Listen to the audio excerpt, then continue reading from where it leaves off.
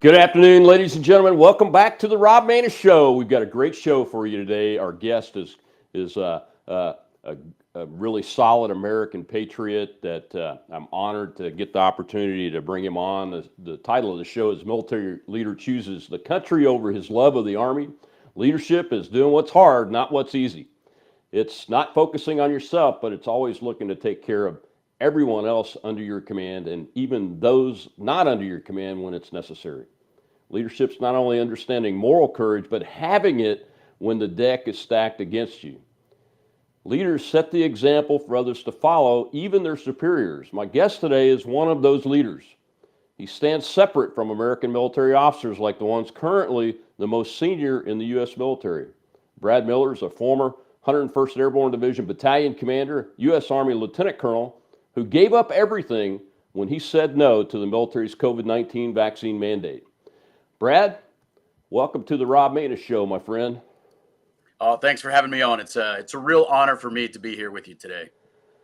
Well, it's an honor for me to have you on, and when I read your story, I was like, oh my goodness, finally there is a person sitting in the command seat that can talk about the issues he was concerned about and why he made this decision. And folks, Brad's decision, I don't like to make things about money, but just to tell you, just show you how devastating it is personally for somebody like that. Most folks at the 05 level, it's Lieutenant Colonel, have a family. They're coming up on the 20-year point, many of them.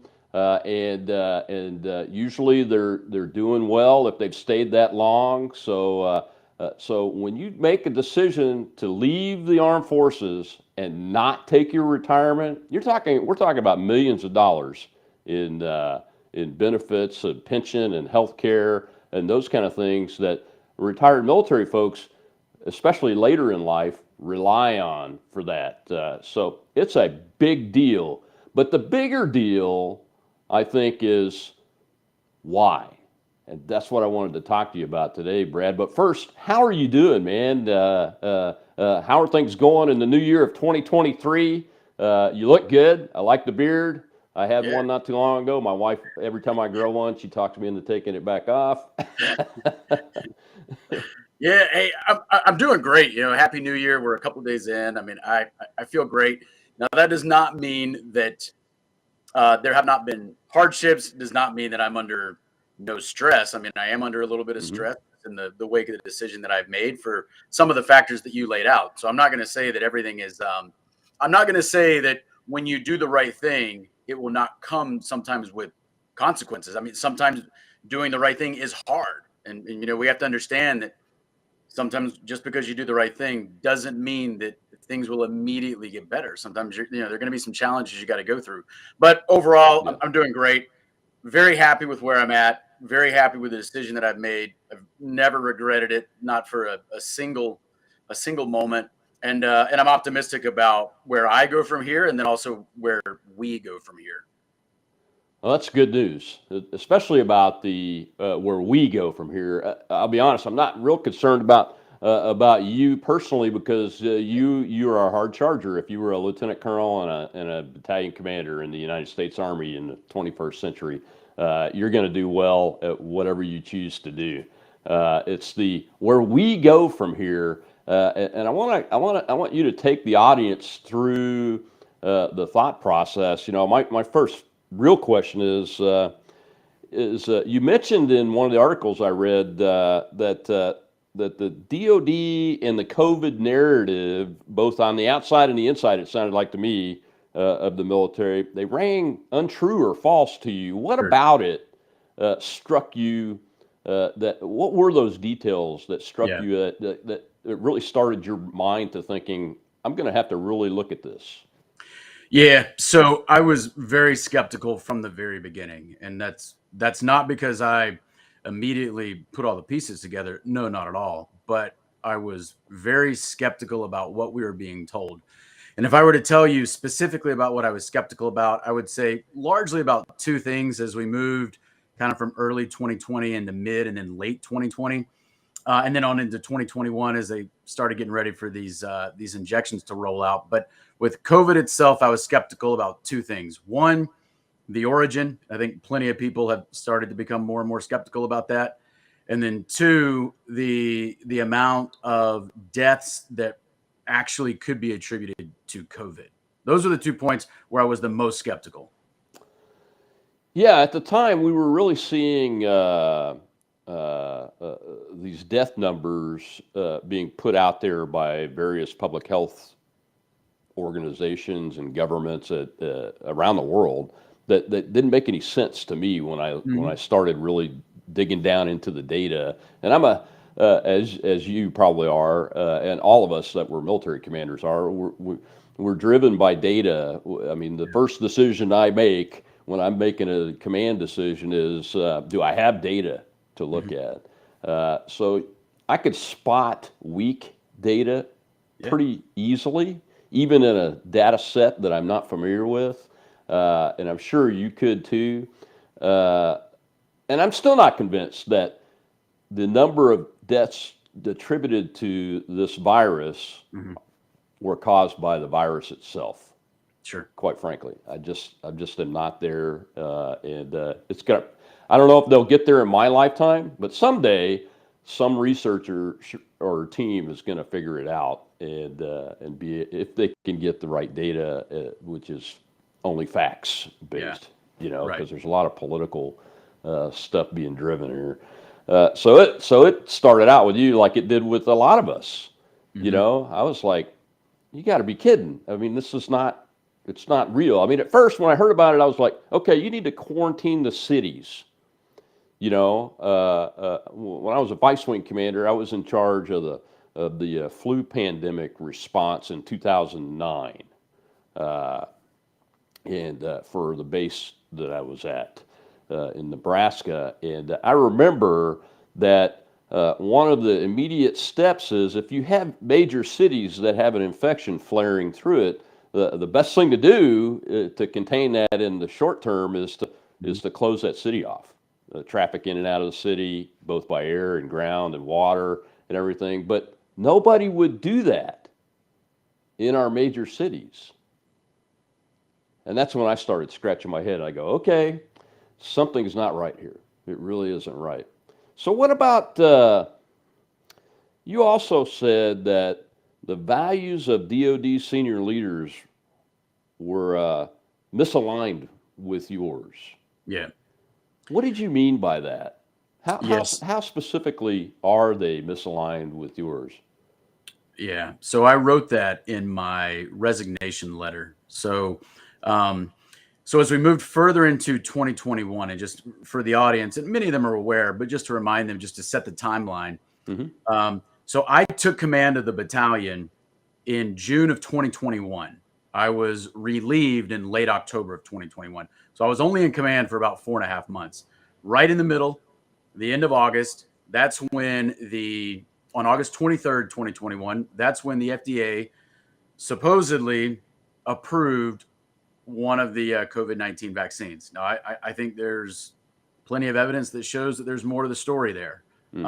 But regardless, one day later, on August 24th, the Secretary of Defense then implemented the mandate. So at that point, that's when the shots were now mandatory. Up until then, depending on who your commander was, they were anywhere from very encouraged to potentially highly encouraged with the foot stomp, but they were not mandatory. But at that point, August 24, 2021, moving forward, they were now mandatory. And now all across DoD, you're having commands move forward officially to order all individuals who at that point still remain unvaccinated to get vaccinated or face some sort of repercussion, which could lead to eventual separation. So anyway, so moving forward, I'm kind of getting pulled in two different directions, because on the one hand, I'm a commander and orders go through command channels. On the other hand, I'm a refusal. And I had told all my soldiers when I came in to command, I said,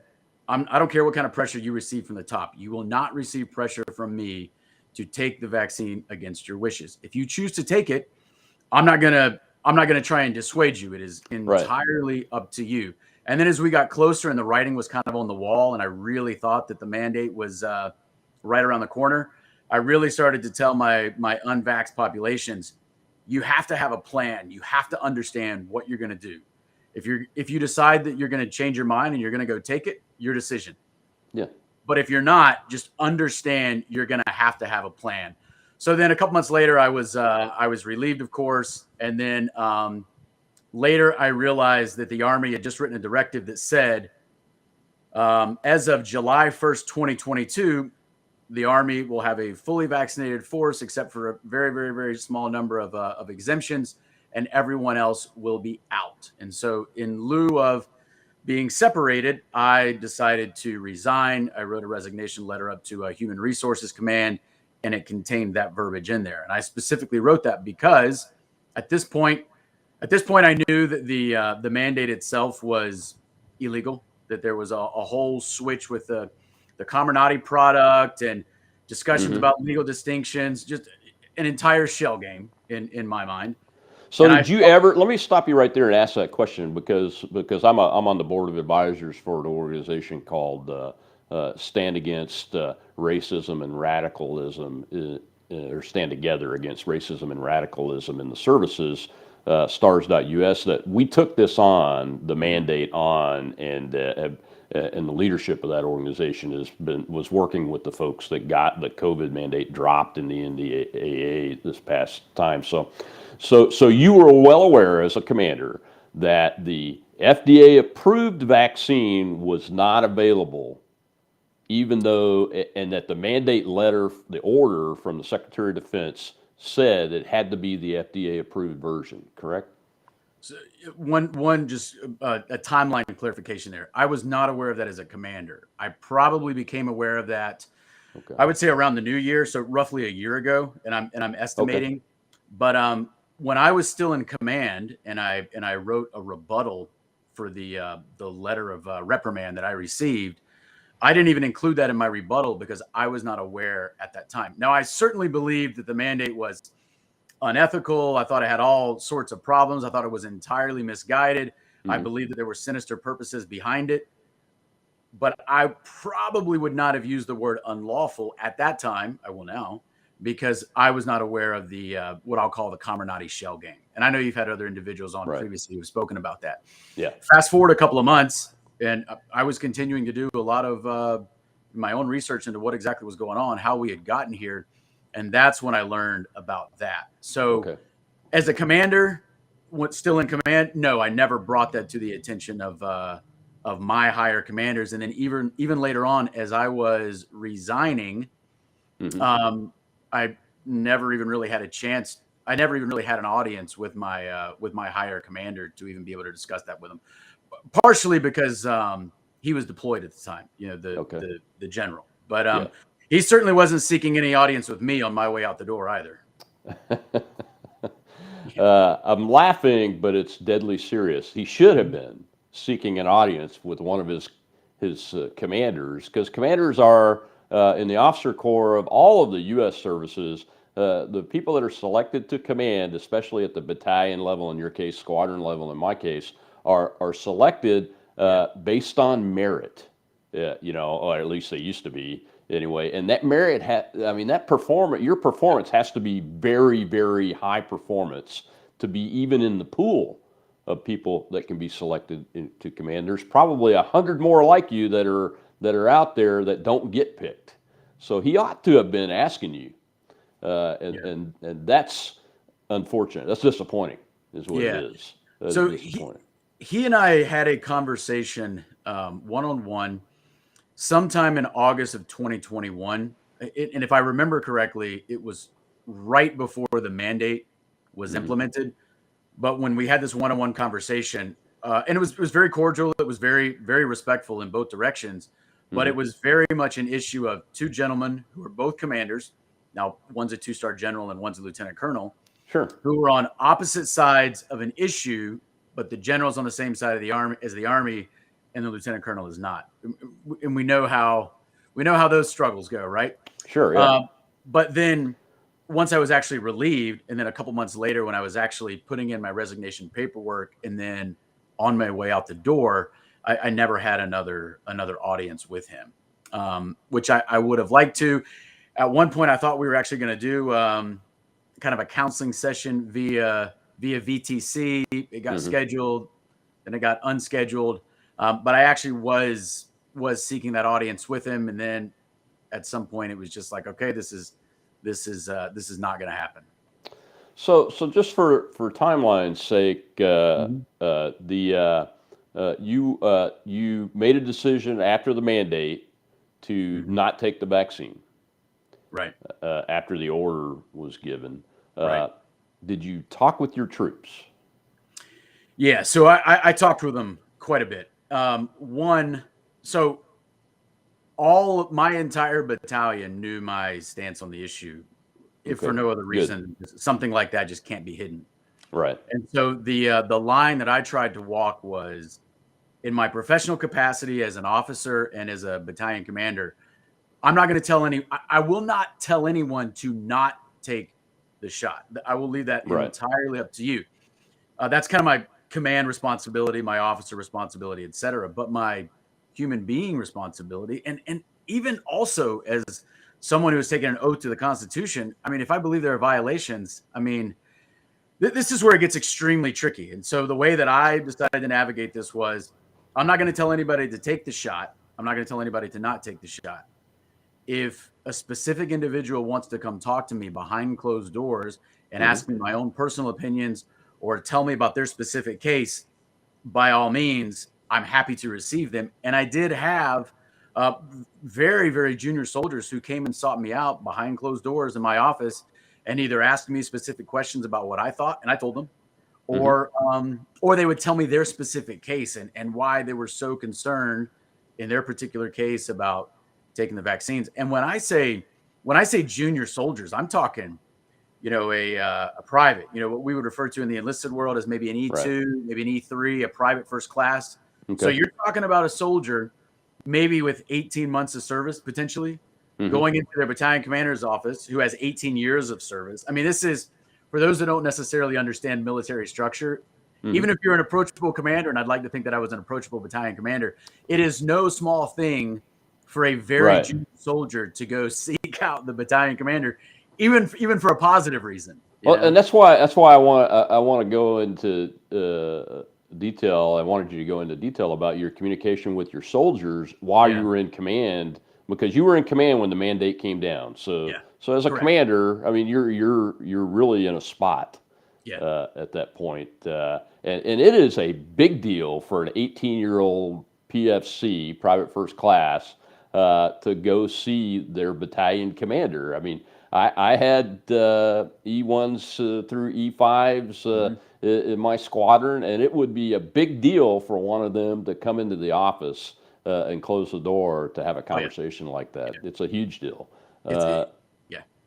So when you were still in the seat as a commander when the mandate came down, right? So you had to execute that. Yeah. So, and this was tricky, and it certainly, I'm on both ends. I'm getting pulled in two different directions now. So the way that I chose to navigate it was, and my two higher commanders were very well aware of my stance. I mentioned the general, so that would be the division commander. He was my boss, 2 levels up. He and I did have that one conversation behind closed doors in early August of 2021, and then I never had another one-on-one conversation with him.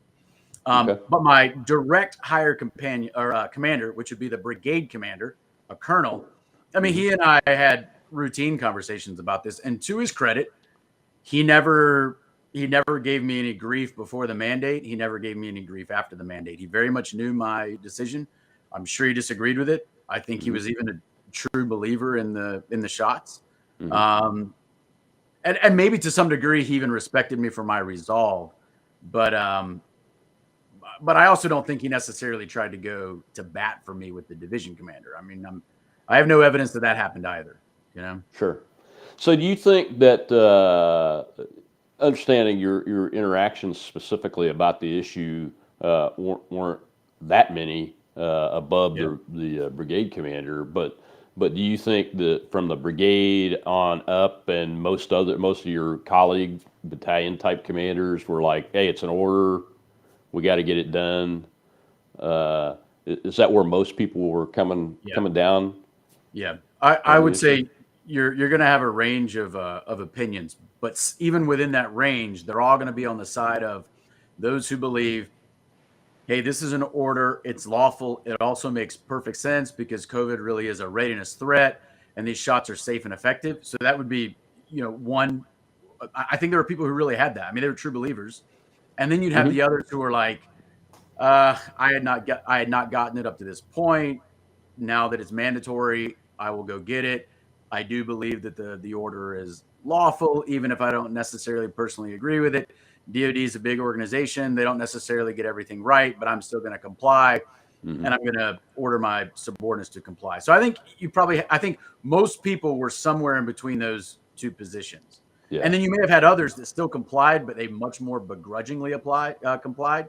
And maybe even in the year or the 14, 15, 16 months since the mandate was implemented, maybe they've even started to wake up and realize, hey, this was never as it appeared. And for those individuals that are still in command, like my peers who took battalion command the same time I did, I don't know where they're at now. I mean, I don't know why they're not speaking up and saying, hey, listen, I was a true believer a year ago. I went along with this and totally agreed with it. But now I realize that we were not told the truth about a lot of things. And now here I am as a commander. I can't continue to go along with this. I wish more commanders currently in the seat would be thinking and talking like that. But I don't see any evidence unless there are conversations that are happening behind closed doors, and there may be. But where's the action that ideally would come from that? Yeah. It's curious now after we've learned all this and the mandate's been removed, been taken out of the military by force, really by congressional force, which is the right entity to do it. That there are not commanders and first sergeants and sergeant majors stepping up and going, hey, this order wasn't really lawful, because I mean, on its face, it's not lawful. The order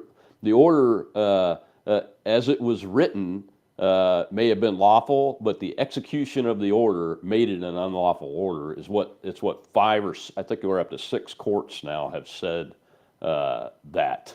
In addition to my next question for you is still as a commander, in addition to the exemptions. And the process of the religious exemptions, specifically, the many military commanders broke the law, and there is some discussion in the courts that the political appointees in charge of each service put a direction out to the stars and said, face to face, and said there will be no religious exemptions or minimal religious exemptions at the very beginning, before one was even filed. Which is illegal. That's against the law now. So if you're still in the seat, did you get pressure from above about religious exemptions or medical exemptions and how that process was supposed to work, or any guidance at all that would lead you to believe that these blanket decisions were pre-made? So I never got any direct guidance where somebody tried to push me in a direction with undue pressure. No, but that may have happened after I was already gone. I mean, I was relieved within 2 months of the mandate being implemented, and a lot of this litigation continued onward. And for some people, still continues now. So maybe there's some that happened after I was already out of the seat that I did not see. But no, my direct commander never did anything like that. Okay. But there was already talk at higher levels. I mean, we were already hearing it that basically any exemptions that were approved would just be, token approvals here or there, just so that it wouldn't be a 100% rejection. And then there was also talk about, and some of this is anecdotal, but there was also talk about that those that were being approved were people who were headed out of the service in a couple of months anyway, which means you're approving someone's exemption, but it's a problem that will solve itself in 4 to 5 or 6 months when this individual retires or for some other unrelated reason, leaves the service. Yeah, when I first started looking at the religious exemption deal, after I heard in a court briefing that the Secretary of the Air Force had called all the stars into the Corona meeting that they have a couple times a year and told them point blank there will be no religious exemptions. It looked like that changed where they had to do some, but the Air Force was so blatant about it. Yeah. Most of theirs were people that were already had their papers, either retirement approvals or enlistment termination, Yeah. you know, those kind of things. Or on terminal leave, a lot of them, and those kind of things. So yeah, I mean that's I was just curious if you had anybody put in for a religious exemption while you were still in command, and if you were how you interacted with that process, if at all, or if Right. you saw anything weird with the process. Yeah. So, and I didn't, but part of that was because of how quickly I was removed. And so, when so the mandate occurred at the end of August, but it wasn't Uh-huh. until the first week in October that we had kind of started to collate all the data together for the Hmm. individuals in my battalion that still had refused. So, Hmm. these things kind of, I mean, they take some time It administratively for the does. process to occur. So Yeah, the it first does. week in October, now I'm submitting my battalion's packets to the brigade. And some of those packets would have included exemption requests for Okay. either medical or religious exemptions. But about 2 weeks later, I was moved out of the seat, so Mm. I would Yeah. not necessarily have seen what the outcome was for those. But in those, one of the exemption requests that was not present was my own. So I never put in for Yeah. a religious accommodation request. And my brigade commander, I specifically remember him texting me and saying, "Hey Brad, I'm looking at your battalion's paperwork here. I don't see your religious accommodation request." And I texted him back and I said, "Hey sir, I was going to do one, and then at the last second I decided against it because I'm not looking for an exception for me, and I think this should be rescinded wholesale. I mean, I'm not looking for partial exemptions here or there." And the other thing with me specifically, there are two reasons why I didn't put in for a religious accommodation request.